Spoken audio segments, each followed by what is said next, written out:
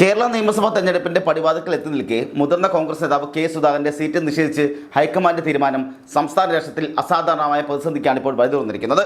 എംപിമാർ നിയമസഭയിലേക്ക് മത്സരിക്കേണ്ടതില്ല എന്ന പാർട്ടി നയം കർശനമായി നടപ്പിലാക്കാൻ രാഹുൽ ഗാന്ധിയും അതുപോലെ തന്നെ മല്ലികാർജ്ജുൻ ഖാർഗെയും തീരുമാനിച്ചതോടെയാണ് സുധാകരന്റെ സ്ഥാനാർത്ഥിത്വത്തിന് തടസ്സമുണ്ടായത്. KPCC അധ്യക്ഷൻ സണ്ണി ജോസഫ് ഈ തീരുമാനം ഔദ്യോഗികമായി അറിയിച്ചതോടെ കടുത്ത അമർഷത്തോടെ സുധാകരൻ ഡൽഹിയിൽ നിന്നും കേരളത്തിലേക്ക് മടങ്ങുകയും ചെയ്തു. തന്നെ വഞ്ചിച്ചെന്ന വികാരത്തിലാണ് അദ്ദേഹം ഇപ്പോൾ ഉള്ളതും. അതുകൊണ്ട് തന്നെ KPCC അധ്യക്ഷ സ്ഥാനത്ത് നിന്നും മാറുമ്പോൾ നിയമസഭാ സീറ്റ് നൽകാമെന്ന് ഹൈക്കമാൻഡ് നേരിട്ട് നൽകിയ വാഗ്ദാനം ലംഘിക്കപ്പെട്ടത് രാഷ്ട്രീയ വഞ്ചനയാണെന്നാണ് സുധാകരന്റെ പക്ഷമെല്ലാം കാണുന്നതും. സ്ഥാനാർത്ഥി നിർണയ ചർച്ചകൾ ഡൽഹിയിൽ പുരോഗമിക്കുക തന്നെ തൻ്റെ അതൃപ്തി നേതൃത്വത്തെ രൂക്ഷമായ ഭാഷയിൽ അറിയിച്ചാണ് സുധാകരൻ ഡൽഹിയിൽ നിന്നും മടങ്ങി സ്വന്തം വീട്ടിലേക്ക് എത്തിയത്. അവിടെ അണികളുടെയൊക്കെ നീണ്ട നിര തന്നെ ആ വീട്ടിൽ കാണാനും സാധിക്കുന്നുണ്ട്. അത്രത്തോളം വലിയ പ്രതിഷേധങ്ങൾ ഇപ്പോഴത്തെ കണ്ണൂരിൽ ഉണ്ടായിക്കൊണ്ടിരിക്കുകയാണ്. പാർലമെന്റ് സമ്മേളനം പോലും ബഹിഷ്കരിച്ചാണ് അദ്ദേഹം രാത്രി 10 മണിയോടെ കണ്ണൂരിലേക്ക് തിരിച്ചെത്തിയത്. സുധാകരന്റെ മടക്കം പാർട്ടിക്കുള്ളിൽ വലിയ പ്രത്യാഘാതങ്ങൾ ഉണ്ടാകുമെന്ന് ഉറപ്പായതോടെ സണ്ണി ജോസഫ് അനുദിന നീക്കങ്ങളുമായി രംഗത്തെത്തുകയും ചെയ്തു. സുധാകരൻ പിണങ്ങിപ്പോയതല്ല എന്നും നാട്ടിൽ നേരത്തെ നിശ്ചയിച്ച പരിപാടികൾ ഉള്ളതുകൊണ്ടാണ് മടങ്ങിയെന്നുമാണ് സണ്ണി ജോസഫിന്റെ ഔദ്യോഗികമായ വിശദീകരണം. എന്നാൽ ഡൽഹിയിൽ ഇത്രയും പ്രധാനപ്പെട്ട ചർച്ചകൾ നടക്കുമ്പോൾ സുധാകരൻ മടങ്ങിയത് നേതൃത്വത്തോടുള്ള കടുത്ത പ്രതിഷേധമാണെന്ന് ഏവർക്കും വ്യക്തമായ കാര്യമാണ്. കണ്ണൂരിൽ സുധാകരന് പകരം അദ്ദേഹം നിർദ്ദേശിക്കുന്ന ആരെയും സ്ഥാനാർത്ഥിയാക്കാമെന്ന ഫോർമുല KPCC മുന്നോട്ട് വെച്ചുവെങ്കിലും സുധാകരൻ അതിനോട് അനുകൂലമായി ഇതുവരെയും പ്രതികരിച്ചിട്ടുമില്ല. ഈ വിഷയത്തിൽ സംസ്ഥാനത്തെ മറ്റ് പ്രമുഖ നേതാക്കളുടെ പ്രതികരണങ്ങളും ശ്രദ്ധേയമാണ്. പ്രതിപക്ഷ നേതാവ് VD സതീശൻ ഹൈക്കമാൻഡ് തീരുമാനത്തെ തള്ളാനോ കൊള്ളാനോ കഴിയാത്ത അവസ്ഥയിലാണുള്ളത്. പാർട്ടി ഒരു പൊതു മാനദണ്ഡം എടുക്കുമ്പോൾ അതിൽ നിന്നും ഒരാൾക്ക് മാത്രമായി ഇളവ് നൽകുന്നത് പ്രായോഗികമായ ബുദ്ധിമുട്ടുകൾ ഉണ്ടാകുമെന്നാണ് സജീവൻ പറയുന്നത്. എന്നാൽ സുധാകരനെ പോലുള്ള നേതാവ് മത്സരരംഗത്തില്ലാത്തത് മലബാറിലെ പാർട്ടിയുടെ ആവശ്യത്തെ ബാധിക്കുമെന്ന് അദ്ദേഹത്തിന് നല്ല ബോധ്യമുണ്ട്. രമേശ് ചെന്നിത്തലയാകട്ടെ സുധാകരന്റെ വികാരം ഉൾക്കൊള്ളുന്നെന്നും എന്നാൽ ഹൈക്കമാൻഡ് തീരുമാനം അന്തിമമാണെന്നുമാണ് പ്രതികരിച്ചിരിക്കുന്നത്. KC വേണുഗോപാൽ ആകട്ടെ എല്ലാവരെയും ഒരുപോലെ കാണുന്ന നയമാണ് ഹൈക്കമാൻഡ് എന്നാണ് വ്യക്തമാക്കിയിട്ടുള്ളത്. സുധാകരന് ഇളവ് നൽകില്ലെന്ന സൂചന ആവർത്തിക്കുകയും ചെയ്തിട്ടുണ്ട്. KC വേണുഗോപാൽ അടക്കമുള്ളവർ ഈ പറഞ്ഞ MLA സീറ്റിനായി അടിപിടി കൂടുന്ന സാഹചര്യം ഉണ്ടായിട്ടുണ്ട്. സുധാകരന്റെ സീറ്റ് നിശ്ചയിച്ച വാർത്ത പുറത്തു വന്നതോടെ കണ്ണൂരിലും തിരുവനന്തപുരത്തും പ്രതിഷേധങ്ങൾ ഇപ്പോഴത്തെ ആളിപ്പടരുകയാണ്. കെ സുധാകരൻ കോൺഗ്രസ് പ്രവർത്തകരുടെ വികാരമാണ്.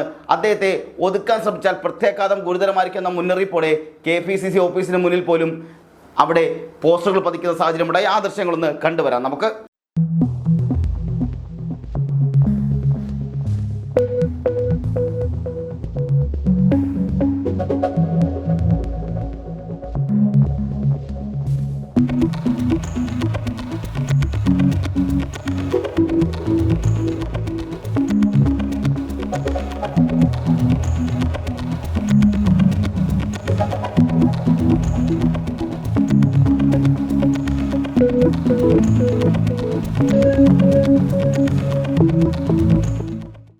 സുധാകരനെ അനുകൂലിക്കുന്നവരെ സുധാകര പക്ഷത്തെ അനുകൂലികളാണ് തെരുവിലിറങ്ങാൻ തയ്യാറെടുക്കുന്നത്. കൂടാതെ ഇവരാണ് ഈ പോസ്റ്റെല്ലാം ഒട്ടിച്ചിരിക്കുന്നത്. മുതിർന്ന നേതാവിനെ ചതിച്ച നേതൃത്വത്തിന്റെ നടപടിക്കെതിരെ പാർട്ടിയിൽ വലിയൊരു പൊട്ടിത്തെറിക്ക് സാധ്യതയുണ്ടെന്നാണ് പുറത്തു വരുന്ന സൂചനകളെല്ലാം.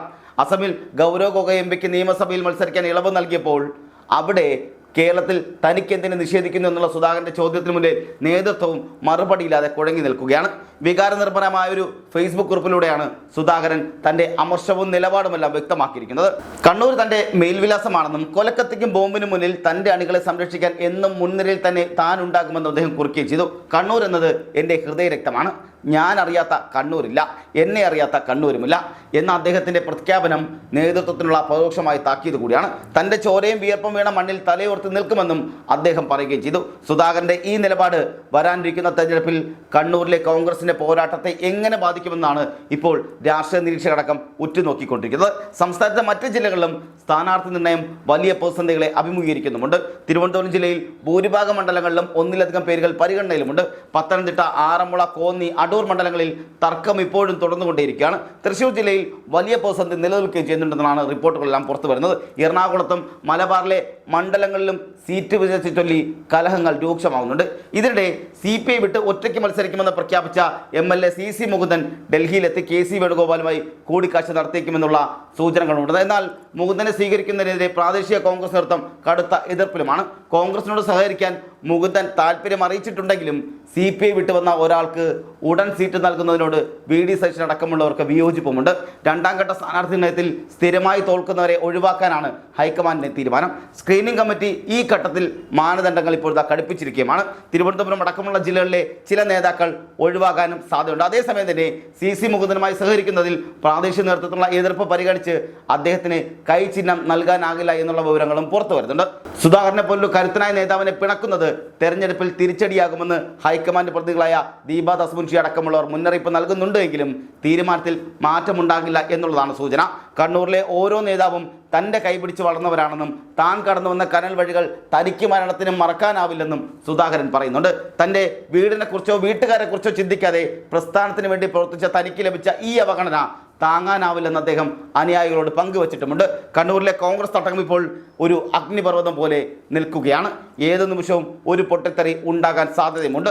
സുധാകരൻ എന്ന നേതാവിനെ തഴഞ്ഞ് അണികൾ അത് അംഗീകരിക്കുകയുമില്ല. അവിടെ തഴഞ്ഞത് അണികൾക്കൊരിക്കലും അംഗീകരിക്കാൻ കഴിയുന്നില്ല. റിജിൽ മോക്കറ്റ് അടക്കമുള്ളവർ പറഞ്ഞിട്ടുണ്ട്, സുധാകരൻ അങ്ങനെ ഒരു ആഗ്രഹമുണ്ടെങ്കിൽ പാർട്ടി അത് നടത്തിക്കൊടുത്തേ മതിയാകും തന്നെയാണ് പറഞ്ഞിരിക്കുന്നത്. തിങ്കളാഴ്ച കേന്ദ്ര തെരഞ്ഞെടുപ്പ് സമിതി യോഗം ചേരാനിരിക്കെ തന്നെ 70% മണ്ഡലങ്ങളിലും സ്ഥാനാർത്ഥി നിർണയം പൂർത്തിയാക്കാനാണ് നേതൃത്വം ലക്ഷ്യമിടുന്നത്. ഇതിനിടയിൽ സുധാകരന്റെ അതൃപ്തി പരിഹരിക്കാൻ ഖാർഗെ നേരിട്ട് ഇടപെട്ടേക്കുന്നുള്ള റിപ്പോർട്ടുകളും പുറത്തു വരുന്നുണ്ട്. എന്നാൽ തൻ്റെ തീരുമാനത്തിൽ മാറ്റമില്ലെന്ന് രാഹുൽ ഗാന്ധി കർശന നിലപാട് സ്വീകരിക്കുന്നതാണ് തടസ്സമുണ്ടാകുന്നത്. MP-മാർ മത്സരിക്കേണ്ടതില്ല എന്ന കർശന നിലപാട് കേരളത്തിലെ വൻ രാഷ്ട്രീയ പ്രത്യാഘാതങ്ങളിലേക്കാണ് നീങ്ങിക്കൊണ്ടിരിക്കുന്നത്. സ്ഥാനാർത്ഥിത്വത്തിലെ അനിശ്ചിതത്വം ഇങ്ങനെ തുടർന്നുകൊണ്ടിരിക്കെ തന്നെ കണ്ണൂർ നഗരത്തിൽ സുധാകരൻ തുടരുമെന്നുള്ള ഫ്ലക്സ് ബോർഡുകൾ വീണ്ടും ഇതിനോടൊപ്പം തന്നെ ഉയർന്നു കഴിഞ്ഞു.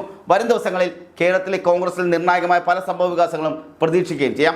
സുധാകരന്റെ പിണക്കം തീർക്കാൻ ഹൈക്കമാൻഡ് കൂടുതൽ വിട്ടുവീഴ്ചകൾക്ക് തയ്യാറാകുമോ അതോ അദ്ദേഹം പാർട്ടി തീരുമാനത്തിന് വഴങ്ങി മാറി നിൽക്കുമോ എന്നത് കണ്ടറിയേണ്ടിയിരിക്കുന്നു. ഏതായാലും സ്ഥാനാർത്ഥി പ്രഖ്യാപനത്തിന് മുമ്പേ തന്നെ കോൺഗ്രസിൽ ഉടലെടുത്ത ഈ തർക്കം CPM-ഉം BJP-യും രാഷ്ട്രീയ ആയുധമായി മാറ്റിയിരിക്കുക കൂടിയാണ്. സുധാകരന്റെ മടക്കം പാർട്ടിക്കുള്ളിലെ വലിയൊരു വിള്ളലിന്റെ സൂചന കൂടിയാണ്. ഹൈക്കമാൻഡ് തീരുമാനം തിരുത്തി സുധാകരനെ മത്സരിക്കുമോ അത് അല്ലെങ്കിൽ സുധാകരനെ മത്സരിപ്പിക്കാൻ സമ്മതിക്കുമോ അതോ ഇനി പുതിയ സ്ഥാനാർത്ഥി ഫോർമുലയിൽ അദ്ദേഹം തൃപ്തനാകുമോ എന്നുള്ളതാണ് വരാനിരിക്കുന്ന ദിവസങ്ങളിൽ പ്രധാന ചർച്ചാ വിഷയമാകുന്നത്.